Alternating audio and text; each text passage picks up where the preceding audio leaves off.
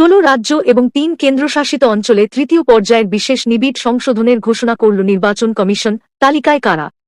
10টি রাজ্য এবং 3টি কেন্দ্রশাসিত অঞ্চলে এসআইআর কার্যকর হয়েছে। সেগুলো হল পশ্চিমবঙ্গ, উত্তরপ্রদেশ, তামিলনাড়ু, রাজস্থান, ছত্তিশগড়, কেরল, পুদুচেরি, আন্দামান ও নিকোবর দ্বীপপুঞ্জ, লক্ষদ্বীপ, গুজরাট, মধ্যপ্রদেশ, গোয়া এবং বিহার। এ পর্যন্ত 10টি রাজ্য এবং 3টি কেন্দ্রশাসিত অঞ্চলে ভোটার তালিকার বিশেষ নিবিড় সংশোধনের এসআইআর কাজ শেষ হয়েছে। তৃতীয় পর্যায়ে বাকি 16টি রাজ্য এবং 3টি কেন্দ্রশাসিত অঞ্চলে ভোটার তালিকার এসআইআরের কাজ শুরু হবে শীঘ্রই। বৃহস্পতিবার এই মর্মে তারা বিজ্ঞপ্তি জারি করল নির্বাচন কমিশন।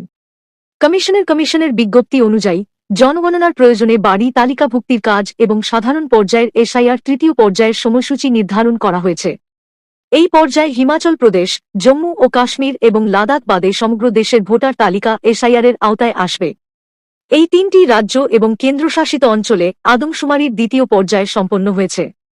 উচ্চভূমি এবং তুষারাবৃত এলাকার আবহাওয়া যথাযথভাবে বিবেচনা করে সংশ্লিষ্ট 3 রাজ্য বা কেন্দ্রশাসিত অঞ্চলের জন্য বিশেষ নিবিড় সংযোজনের সময়সূচি ঘোষণা করা হবে।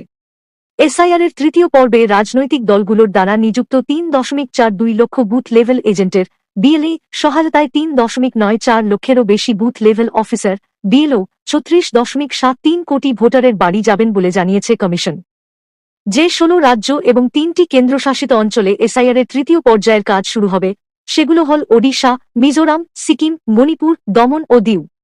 এছাড়াও উত্তরাখণ্ড, অন্ধ্রপ্রদেশ, অরুণাচল প্রদেশ, হরিয়ানা, চণ্ডীগড়, তেলেঙ্গানা, পঞ্জাব রয়েছে। তালিকায় আছে কর্ণাটক, মেঘালয়, মহারাষ্ট্র, ঝাড়খণ্ড, দিল্লি এবং ত্রিপুরা।